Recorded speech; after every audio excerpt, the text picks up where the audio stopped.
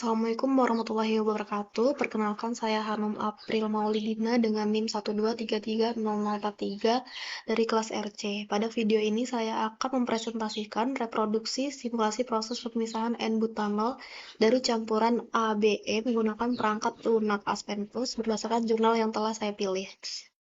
Jurnal yang digunakan yaitu berjudul pemisahan butanol dari campuran ABE menggunakan software Aspen Plus, pengaruh reflux rasio terhadap kandungan butanol, yang diterbitkan pada Journal of Research Chemistry and Engineering pada tahun 2022. Penelitian ini dilakukan oleh Denis Farinanuri dan kawan-kawan dari Program Studi Teknik Kimia Institut Teknologi Sumatera. Jadi penelitian ini membahas proses pemisahan N-butanol dari campuran ABE atau aseton butanol dan etanol menggunakan Aspen Plus.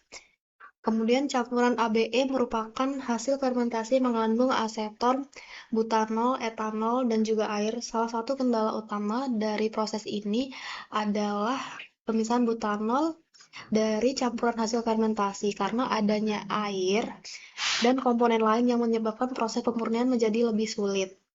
Oleh karena itu, penelitian ini menggunakan Aspen Plus untuk mensimulasikan proses pemisahan dan menentukan kondisi operasi yang mampu menghasilkan kandungan butanol yang tinggi. Yang digunakan pada simulasi ini terdiri dari air, aseton, etanol, dan juga butanol, sesuai dengan komponen yang terdapat pada campuran ABE. Kemudian, metode termodinamika yang digunakan adalah UNIVAC atau Universal Functional Activity Coefficient. Metode ini dipilih karena campuran yang disimulasikan merupakan campuran non-ideal yang terdiri dari komponen organik dan juga air. UNIVAC mampu memprediksi koefisien aktivitas berdasarkan gugus fungsi senyawa sehingga sesuai digunakan untuk simulasi sistem cair-cair maupun cair uap pada proses pemisahan campuran ABE. Berikut ini merupakan flowsheet yang dibangun berdasarkan pada data jurnal. Jadi flowsheet ini terdiri atas satu aliran umpan, dua kolom distilasi, dan juga satu decanter. Proses ini diawali dengan pemisahan komponen ringan pada kolom pertama, dilanjutkan pemisahan dua fase cair pada decanter, dan diakhiri dengan pemurnian N-butanol pada kolom kedua. Langkah berikutnya adalah memasukkan data feed. Feed yang digunakan yaitu sebesar 5.000 kg per hour dengan komposisi 47% air, kemudian 3% etanol, dan 14% aseton, dan juga 36% N-butanol. Di sini tekanannya yaitu 1,5 atm menggunakan masprak. Feed diatur pada kondisi cair dengan vapor fraction yaitu 0. Dan kolom distilasi pertama menggunakan Redfrac 1. Jadi kolom ini terdiri dari 11 stage dengan feed masuk pada stage ke-7.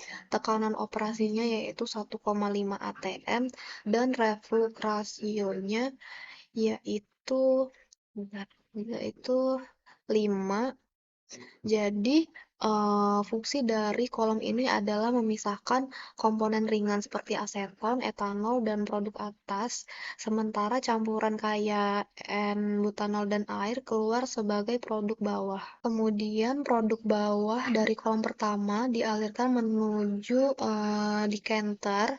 Jadi, unit ini berfungsi memisahkan campuran menjadi dua fase cair, yaitu fase yang kaya air dan juga fase yang kaya butanol, berdasarkan perbedaan kelarutan masing-masing komponen. Kemudian pada fase kaya butanol, selanjutnya dipompa menuju kolom distilasi kedua untuk meningkatkan kemurnian produk.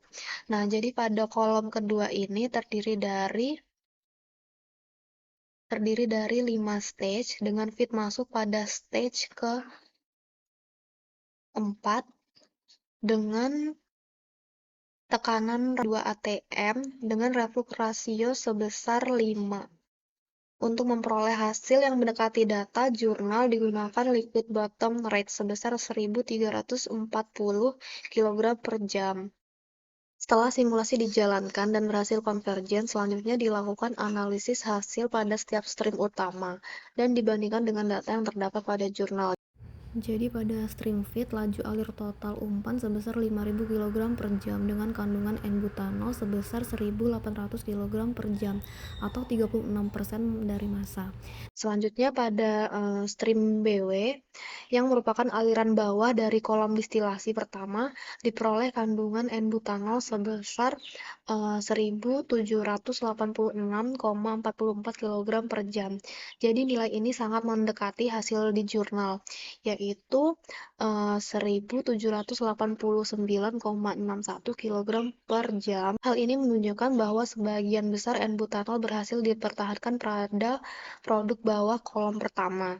Kemudian selanjutnya setelah melalui proses pemisahan pada decanter diperoleh stream RB yang merupakan aliran kaya butanol dan menjadi umpan bagi kolom distilasi kedua. Jadi kandungan N-butanol pada stream ini sebesar 1.596,46 kg per jam. Kemudian produk akhir yang diperoleh pada stream BOT atau aliran bawah kolom distilasi kedua dengan kandungan N-butanolnya sebesar 1.179,56 kg per jam. Hasil ini sangat sesuai dengan data jurnal, yaitu 1.179,30 kg per jam dengan selisih yang sangat kecil. Berdasarkan hasil perbandingan tersebut, hasil simulasi menunjukkan kesesuaian yang sangat baik dengan data jurnal. Selisih yang kecil pada setiap stream menunjukkan bahwa model yang dibangun berhasil memproduksi proses pemisahan N-butanol dari campuran ABE dengan tingkat akurasi yang tinggi. Saya akhiri, wassalamualaikum warahmatullahi wabarakatuh.